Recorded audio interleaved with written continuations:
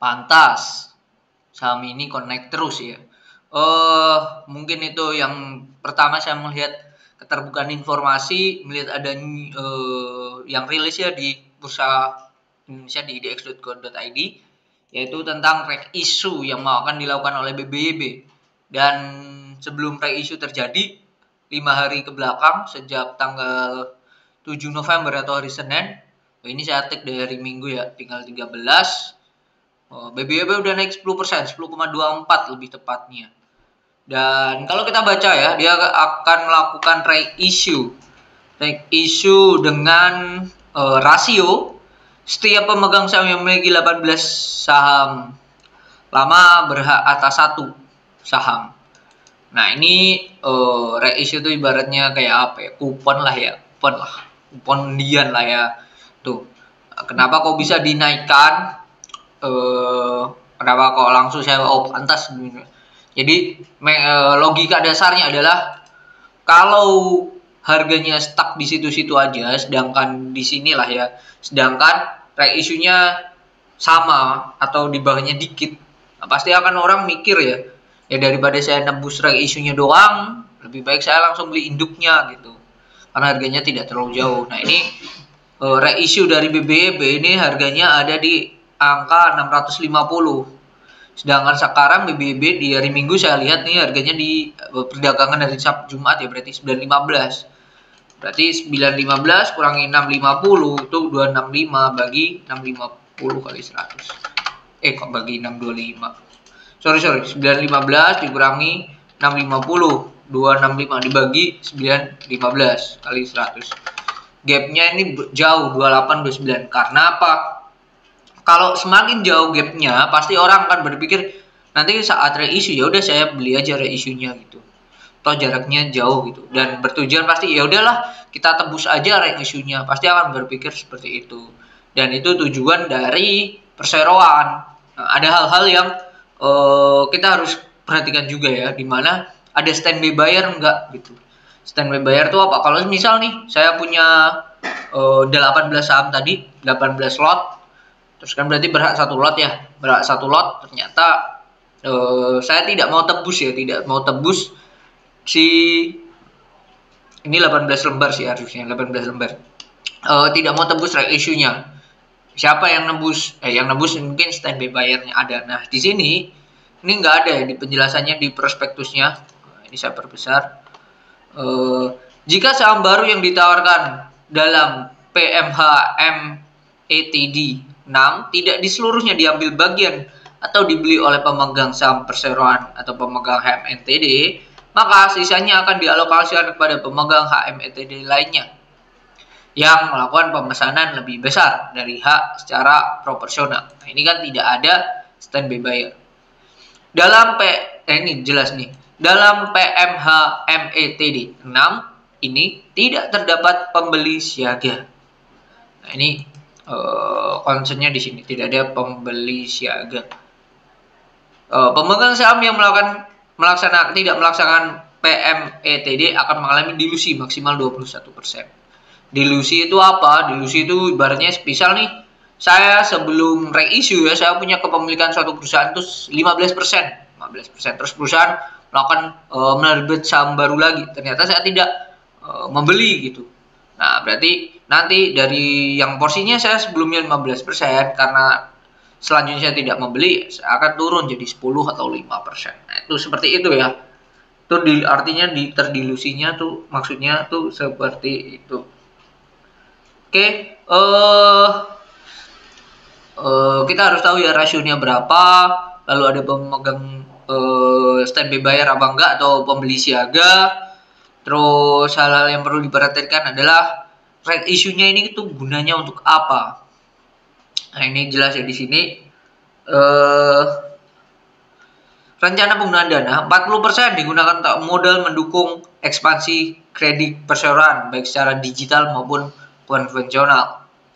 40% digunakan untuk operasional perbankan antara lain, namun tidak terbatas pada rekrutmen dan pengembangan sumber daya manusia, promosi dan memperoleh penggunaan baru Neo Plus mobile banking perseroan. Nah, ini memperoleh ya.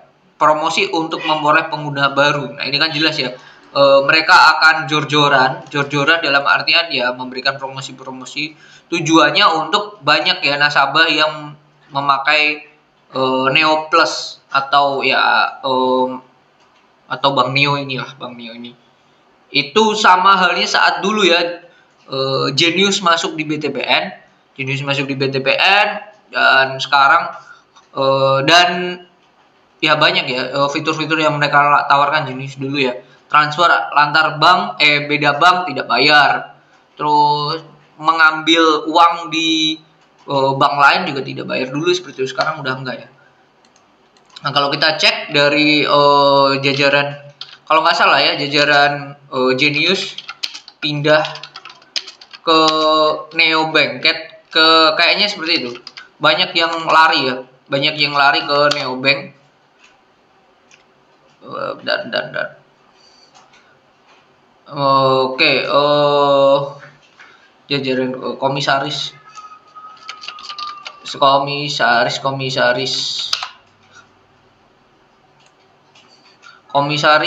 Bank Neo. Karena kalau nggak salah konsep-konsep dari Bank Neo ini mirip dengan konsep yang di Chandra Gunawan. Nah ini sama dengan konsep-konsep yang mereka yang ditawarkan juga oleh Bank Genius sebelumnya atau Bank BTPN dulunya, atau Bank BTPN di bawah Bank BTPN kan. Nah ini hal-hal yang diadopsi ya, jadi tidak kaget ya kalau saya banyak promosi. Lalu selanjutnya 20% digunakan untuk mendukung pengembangan teknologi informasi antara lain, namun tidak terbatas pada pengembangan aplikasi digital banking. Ini terlalu general sih, ini kurang spesifik sih. Jadi itu oke. Kegunaannya itu kita juga harus tahu ya, gunanya digunakan apa, bayar hutang kah atau apa gitu. Nah ini pemegang sahamnya sebelum PMH ETD, yaitu ada Aku Laku 25%, ada Gosco 14%, lalu ada Rockcore Financial 6,12%, ada Yellow Brick 5,17%, dan ada Masyarakat 48%. Aku Laku ini di belakangnya ini ada Alibaba Group ya, Ncorp kalau nggak salah. Jadi ini bisa dikatakan dia masih dipantau lah ya sama si Alibabanya sendiri, Jack Ma lah. Nah kalau kita lihat dari insider sendiri BBYB, ini Aku Laku koleksi mulu ya, dari 2022 ini koleksi mulu, beli mulu. Terakhir 23 Mei mereka beli, mereka tambah berapa lembar nih ya, tambah 0,02. So far kalau menambah dia nominalnya segitu sih, 0,02, 0,03, 0,01, sebatas itu. So far mengalami terus melakukan pembelian mereka itu. Jadi nominalnya sekarang udah ada di 25,64 itu. Nah, kalau ditanya apakah BBYB ini menarik, kalau menurut saya sama ya. Kemungkinan dia akan setway dulu di garis warna, di kotak warna merah. Setelah itu baru kita lihat pergerakannya seperti apa. Karena juga kalau nggak salah ya, HMTD-nya ini deket-deket ini udah. Oh bentar. Tanggal efektifnya 20 November. Date-nya kapan? Tanggal penjatahan terakhir. Penyerahan hasil pelaksanaan pasar reguler. Nah ini 20-an 18. Tanggal terakhir perdagangan saham. Nah ini 18 November ya, deket-deket ini akan ada reissue-nya si BBYB.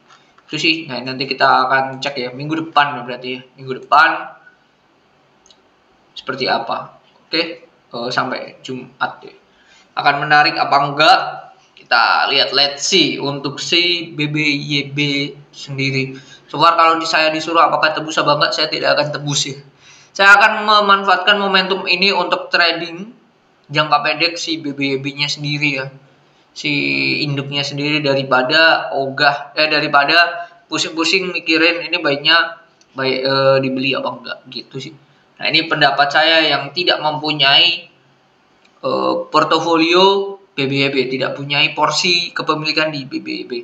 Nah, pasti bertanya, gimana kalau saya punya BBYB? Enaknya tebus apa enggak? Menurut saya, in my opinion adalah kembali lagi ke satu, tujuan awalnya apa beli BBYB? Trading kah atau invest? Kalau trading, stop lossnya di berapa? Karena saya penganut kalau trading ya harus pakai stop loss gitu. Kalau trading tidak pakai stop loss ya itu hak teman-teman sendiri ya. Nah, kalau invest baiknya seperti apa? Harga wajarnya menurut teman-teman berapa BBYB ini? Karena kalau ngomongin profit, kemungkinan besar perusahaan ini belum mendapatkan profit sih. Kalau saya lihat ya di keterbukaan informasi di sini kayak statistik deh. Nah, dia masih rugi ya, dia masih merugi. Jadi perusahaannya masih untung 2023, maybe 2024 mungkin akan perusahaan ini akan untung. Jadi kalau ekspansinya tetap ya, ekspansinya keprakannya di 2023 ini tetap seperti di 2022, harusnya 2024 perusahaan ini bisa lah untuk cuan. Gitu. Mungkin itu ya menurut saya. Jadi apa yang saya lakukan, saya akan memanfaatkan momentum ini untuk trading di induknya aja. Oke, mungkin itu pembahasan tentang BBYB yang akan melakukan right issue.